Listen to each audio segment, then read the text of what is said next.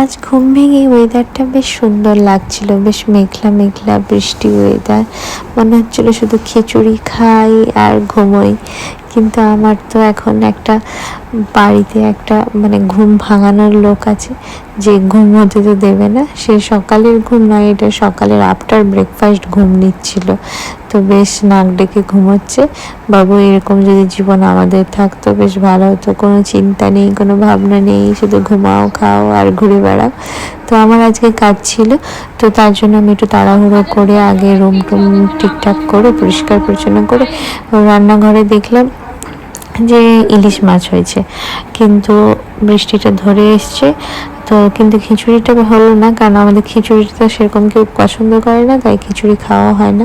তো তারপরে বৃষ্টিটা ধরে এসছে, বাবুর ঘুম ভেঙে গিয়েছে। এবার আমি বললাম তাড়াতাড়ি উঠে পড়ে, বাবা তাড়াতাড়ি উঠে স্নান করে খাওয়া দাওয়া কমপ্লিট করো, আমাকে কাজে যেতে হবে। আজকে আমার দুটো সাজানো ছিল। তো তারপরে বাবু উঠে আগে এখন হাই ভাঙছে, এদিক ওদিক করছে। বাবুর ঘুম ভাঙাতে এখন কত সময় লাগবে। আগে সে উঠে দাঁড়িয়ে দাঁড়িয়ে বৃষ্টি দেখছে, বাইরে বৃষ্টি দেখছে, আর বৃষ্টি দেখে সে দেখাচ্ছে আমাকে যে বাইরে যেতে হবে, বৃষ্টিতে সে ভিজবে। কত আনন্দ তার। তারপর ওই দেখো আঙুল দিয়ে শুধু বারবার দেখাচ্ছে। তো তারপরে স্নান করিয়ে ওকে মোটামুটি খাওয়ার রেডি করলাম। তার পাপা এসে ততক্ষণে তাকে গাড়ি চড়াচ্ছিল এরকম ভাবে। খেতে খেতে কত বাহানা, দেখতেই পাচ্ছ গলায় বেবস নিয়ে ঘুরছে তাকে গাড়িতে করে। তবু খাওয়া আর হচ্ছে না, মুখ থেকে ফেলে দেয়, মুখে স্টোর রুম করে তারপরে আস্তে আস্তে ধীরে ধীরে ধীরে ধীরে লুকিয়ে লুকিয়ে কোথায় দেখবে যে কখন সুযোগ বুঝে ফেলে দিতে হবে খাবারটাকে, ঠিক ফেলে দেবে। ওই গাড়িতে বসে কতবার যে ফেলেছে তার কোনো ঠিক নেই। তারপর আমার ফার্স্ট ক্লায়েন্ট চলে আসে পার্লারে, তখন ও সাজতে চলেই আসছিল। তো ওকে আমি একদম রেডি করে তারপরে গাড়ি চলে এসছে। তখন আমাদের নেক্সট ব্রাইডের কাছে যাওয়ার সময় হয়ে গেল।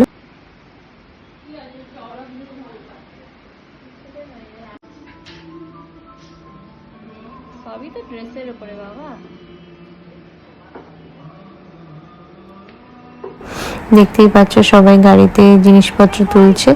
তো স্পা মেশিনটাও দেখছো তুলছে, নিশ্চয়ই স্পা মেশিন নিয়ে আমরা এখন সারাতে যাচ্ছি না।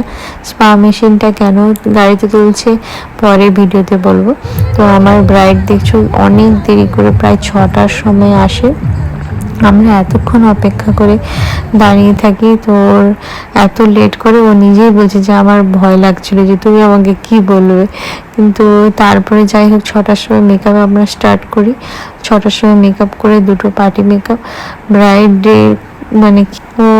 আর এতবার কারেন্ট যাচ্ছিল, এতবার হলটায় কারেন্ট যাচ্ছিল, তো 10 মিনিট ছাড়া ছাড়া কারেন্ট যাচ্ছিল। আমরা তো কাজ করতে আরও বেশি মানে দেরি হয়ে গিয়েছে। তো যাই হোক তারপর কাজ শেষে দুটো পার্টি মেকআপ ছিল, দুটো পার্টি মেকআপ করে আমরা যখন ফিরি প্রায় 8:30 নাগাদ মানে আমাদের কমপ্লিট হয়। 6টার সময় স্টার্ট করি, 2.5 ঘন্টার মধ্যে মোটামুটি কমপ্লিট হয়। তোমরা সবাই কমেন্টে জানিও আজকে ব্রাইডকে কেমন লাগছে। যদিও বা লাইট আমরা একদমই ঠিক করার টাইমই পাইনি, যেমন লাইট সেট ছিল মোটামুটি সেভাবেই ভিডিও করে নিয়েছি। একটা ফটো তোলারও মানে সময় হয়নি আমাদের, এতটাই কম সময়ের মধ্যে রেডি করতে হয়েছিল। আর দেখো ওর কলকাতা কেমন লাগছে সবাই কিন্তু জানিও। তারপর আমার প্রায় বাড়ি পৌঁছতে 9:30 বেজে গিয়েছে। আমি যখন পৌঁছাই গিয়ে দেখি বেটু তার কাকাইয়ের সাথে রাস্তায় ঘুরে বেড়াচ্ছে। তো তোমরা মেকআপটা কেমন হয়েছে কমেন্ট করে জানিও। আর পরবর্তী কেউ যদি ব্রাইডাল বুকিং বা রিসেপশন বুকিং করতে চাও তো আমাদের সাথে যোগাযোগ করতে পারো। দেখো এখানে বেটুর রিয়াকশনটা, আমাদের গাড়ির ভেতর থেকে প্রথমে চিনতে পারিনি, তারপরে বেরোতে কান্না শুরু করে দিয়েছে।